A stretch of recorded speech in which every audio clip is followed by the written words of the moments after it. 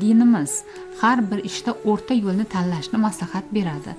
Ayol ishlash jarayonida o'rta yo'lni qanday tanlashi va bu masalada nimalarga qattiq e'tibor qaratishlarini tavsiya qilasiz.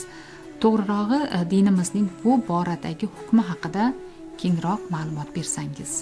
Hop, endi shu o'rinda bir masalada to'xtalib o'tishimiz maqsadga muvofiq deb bilamiz. Ayol kishini ish masalasi bo'yicha. Bunda ham o'rta yo'lni tutish kerakligini eslatgan holatda ba'zilar juda oshirib borishganini, ba'zilar esa bu tarafdan tortishganini aytib o'tamiz. Bunga yana oydinlik beradigan bo'lsak, ba'zilar mutlaqo ayol faqat shu uyda o'tirish kerak, uni bo'lgan ishi faqat shu eriga, qaynonasiga, qaynotasiga, bolalariga boshqa hech narsa qilmaslik kerak, o'qish ham kerak emas, ishlash kerak bo'lmagandek o'qishni ham ehtiyoji yo'q deyaveradiganlar bor va buni ming afsuski shariatni nomidan qilib gapiradiganlar ham bor. Bunaqa chegaralash shariat aytgan narsa emas. Chunki hozir aytib o'tganimizdek, ilohiy dasturda buni namunasi berib turilibdi va hayotda haqiqatda yashar ekanmiz. Ba'zi bir oilalarda erkaklar bo'lmaydigan holatini ham tajribadan ko'p o'tkazilgan. Bo'lgan taqdirda ham uzr chiqib qoladigan holatlar bor. Bunda nima qilsin? Oila och qolib ketsinmi? Shuningdek, nafaqat bunday holatlar, jamiyatni ba'zi o'rinlarda ayollarga ehtiyoj bo'ladigan holati bor. Ya'niki o'sha ishni faqat ayollar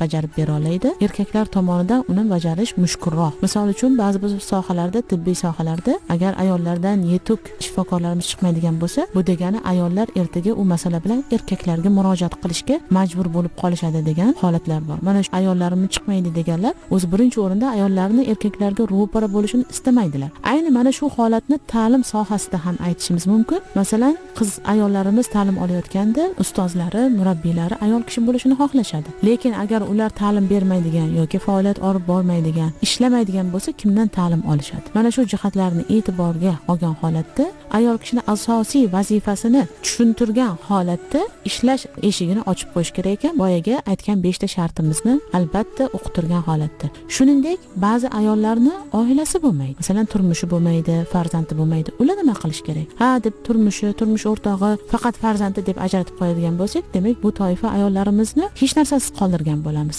Shuning uchun Alloh taolo hikmatiga ko'ra bunaqa holatlar bo'ladigan bo'lsa, ular jamiyatga o'z foydalarini keltirishlari Allohning hikmatida bor holat deb e'tiborga olinish kerak.